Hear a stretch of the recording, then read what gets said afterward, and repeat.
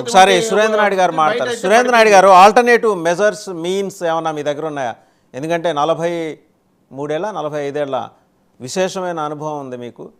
రకరకాల ఆలోచనలు, అందరికన్నా ఒక 20 ఏళ్ళ ముందర ఆలోచించే తత్వం ఇవన్నీ ఉన్నాయి కదా. వీటికన్నా ఆల్టర్నేటివ్ సజెస్ట్ చేసి ఓల్డ్ ఏజ్ పీపుల్ అందరిని ఆదుకునే ప్రయత్నం మీరు చేయొచ్చు కదా. కన్స్ట్రక్టివ్ అపోజిషన్గా కనీసం ఈ 2-3 నెలలని ఉండొచ్చుగా మీరు.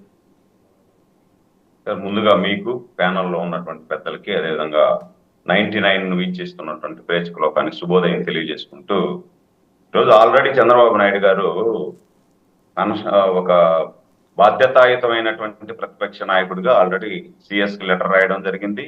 అదేవిధంగా ఎవరైతే జవహర్ రెడ్డి గారు ఉన్నారో ఆయనకి లెటర్ రాయడం జరిగింది.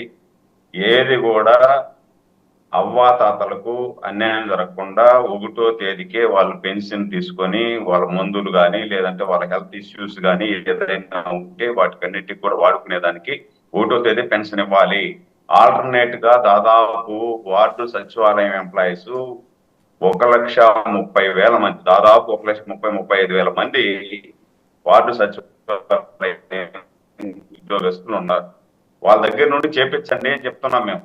ఈరోజు వాలంటీర్లు లేకపోతే ఆకాశం బద్దలైపోతుంది, వాలంటీర్లు లేకపోతే ఈ సంక్షేమ కార్యక్రమాలే ఎవరికి చేరవు అనేటట్టుగా వీళ్ళు బిల్డప్ ఇస్తున్నారు.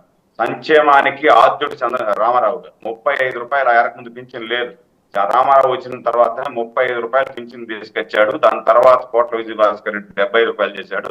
దాని తర్వాత కాంగ్రెస్ ప్రభుత్వం, చంద్రబాబు నాయుడు ప్రభుత్వాలు ఆ రెండు కలిపి 200 రూపాయల వరకు పింఛన్ చేశారు. దాని తర్వాత 2014లో చంద్రబాబు నాయుడు గారు ముఖ్యమంత్రి అయిన తర్వాత పెరిగినటువంటి నిత్యావసర సరుకులు, అదేవిధంగా మందు బిల్లులు, వీటికి అన్నిటికీ ఉపయోగపడే విధంగా ఎవరు కూడా తల్లిదండ్రులను సరిగా చూడలేదు అనే ఉద్దేశంతో 10 రెట్లు పెట్టి 1,000 రూపాయలు పెంచారు, 1,000 రూపాయలు చేశారు. దాని తర్వాత ఇంకొక అడుగు ముందుకేసి 2,000 రూపాయలు చేశారు పెన్షన్. ఆ రోజు జగన్మోహన్ రెడ్డి గారు ఏం చెప్పారు? 2014లో 750 పైన నేను ఇవ్వలేను అన్నాడు. మేము 2,000 ఇచ్చేపాటికి ఆయన 3,000 ఇస్తాను అన్నాడు. నేను వచ్చిన వెంటనే 3,000 అన్నాడు. వచ్చిన వెంటనే 3,000 ఆయన కాస్త విడతల వారీగా పెంచుకుంటా వచ్చాడు. 2 నెలలకు ముందు 3,000 చేశారు. వీళ్ళేదో సంక్షేమానికి మేమే బ్రాండ్ అంబాసిడర్ లాగా చెప్పుకుంటున్నారు. ఇప్పుడు అంత ఇదైతే మీరు ఇప్పుడు స్వచ్ఛందంగా వాళ్ళు చేస్తున్నారు, సేవా సమితి లాగా వాళ్ళు చేస్తున్నారు అంటున్నారు. ఇప్పుడు స్వచ్ఛందంగా చేసే వాళ్ళు కండువాలు వేసుకొని ప్రతి మీటింగ్ లోనూ చూడండి, ఈ రోజు ఎవరో కండువాలు వేసుకున్న వాళ్ళని, ప్రచారంలో వచ్చిన వాళ్ళని సస్పెండ్ చేస్తున్నారు కాబట్టి ఆ మాత్రం ఆగారు. లేదనుకుంటే వీళ్ళందరూ కూడా కండువా వేసుకొని వన్ సైడ్ చేస్తుంటారు ఎన్నికలు. ఇది మనం చూస్తా ఉన్నాం. ఇవన్నీ ఈ విధంగా చేసుకుంటా పోతే డబ్బులు గవర్నమెంట్ ప్రభుత్వ సొమ్ము తింటూ ఒక్క పార్టీ కొమ్ముగాసేటువంటి వాలంటీర్లను మాత్రమే మేము వ్యతిరేకిస్తున్నాం. వాలంటీర్ వ్యవస్థను వ్యతిరేకించడం లేదు. ఎవరైతే ఒక ప్రభుత్వ సొమ్మును తినేసి ఒక పార్టీ కొమ్ము కాస్తున్నారో, ఆ పార్టీ కార్యకర్తలాగా పనిచేస్తున్నారో వాళ్ళ ద్వారా వాళ్ళు వద్దు అని చెప్తున్నారు తప్పించి వాలంటరీ వ్యవస్థను అంతా వీళ్ళకి వాలంటరీ వ్యవస్థ మీద ప్రేమ అభిమానం ఉంటే 5,000 రూపాయలు ఇచ్చి మూటలు మోపిస్తున్నారు కదా. వాళ్ళ దగ్గర 10,000 ఇవ్వచ్చు కదా, పెంచచ్చు కదా, వాళ్ళకి పెంచి మీ జీవితాలను మేము ఉన్నత స్థాయికి తీసుకెళ్తామని చెప్పచ్చు కదా. అది చెప్పరు. అది అంతెందుకండి, ఇదంతా బురద జల్లే కార్యక్రమం, ప్రతిపక్షాల మీద బురద జల్లేది. 2019లో ఏ విధంగా అయితే బాబాయి హత్యను తీసుకొని కోడి కత్తి దగ్గర గీయించుకొని ఏదైతే ఆయన డ్రామా ఆడాడో అదే డ్రామా ఇప్పుడు మళ్ళా ప్లే చేస్తున్నాడు. ఇప్పుడు మిమ్మల్ని అవ్వ తాతలో మీకు పింఛన్ రానికుండా చేస్తున్నారు ప్రతిపక్షాలు అందరూ కలిసి అని చెప్పి డ్రామా చేస్తున్నారు.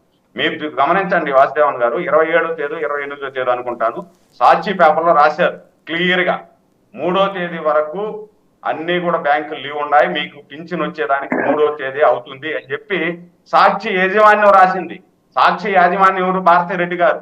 అంటే భారతీ రెడ్డి గారన్నా తప్పు చెప్పి ఉండాలా, వీళ్ళ జగన్మోహన్ రెడ్డి అన్నా తప్పు చెప్పి ఉండాలా? అంటే జగన్మోహన్ రెడ్డి తప్పు చెప్పుంటే భారతీ రెడ్డి గారు చెప్పింది కరెక్ట్, భారతీ రెడ్డి గారు చెప్పింది కరెక్ట్ అయితే జగన్మోహన్ రెడ్డి గారు చెప్పింది తప్పు.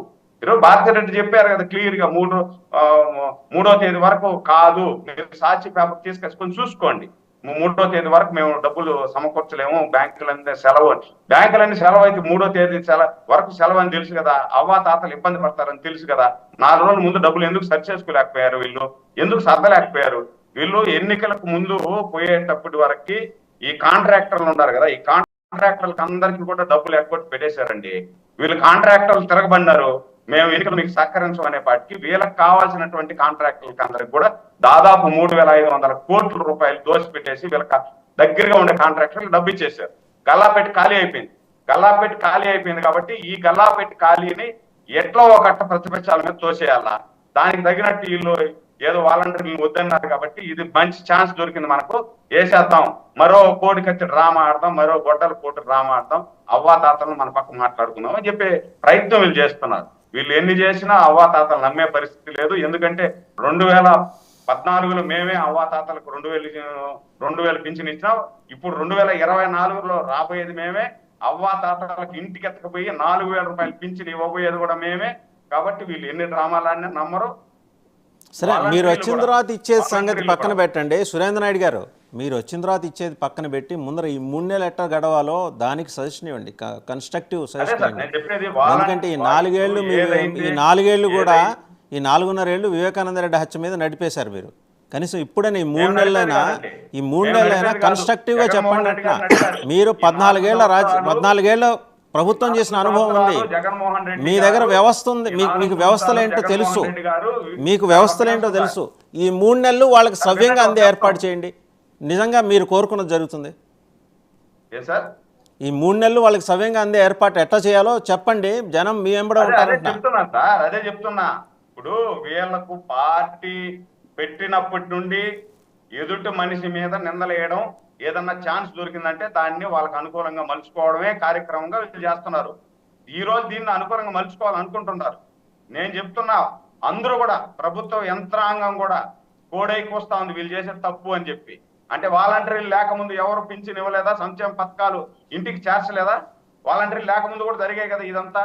అంటే వాలంటీర్లు లేకపోతే ఆకాశం బద్దలైపోతుందా? వాలంటరీ వ్యవస్థ పనిచేయలేదు అనుకోండి, ఆకాశం అన్న బద్దలైపోతుందా? బద్దలు కాదు కదా. 1,30,000 మంది ఉన్నారు కదా వార్డు సచివాలయం ఎంప్లాయీస్, రెవెన్యూ ఉద్యోగస్తులు ఉన్నారు కదా, విఆర్ఓలు ఉన్నారు కదా, విఏఓలు ఉన్నారు కదా. వీళ్ళందరినీ వాడుకొని ఎందుకు ఇలాకపోయారు? వీళ్ళ శాతగానితనాన్ని ప్రతిపక్షాల మీద నెట్టేసి పబ్బం గడుపుకోవాలని చూస్తున్నారు వీళ్ళు, అంతే తప్పించి వీళ్ళకి నిజంగా వీళ్ళ డబ్బులు లేదండి. ఒకసారి శివపార్వతి గారి దగ్గరికి వెళ్దామండి.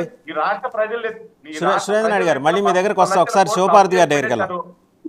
శివపార్వతి గారు, సో ఈ టసిల్ చూస్తున్నారు, ఈ టర్మాయిల్ టసిల్ మొత్తం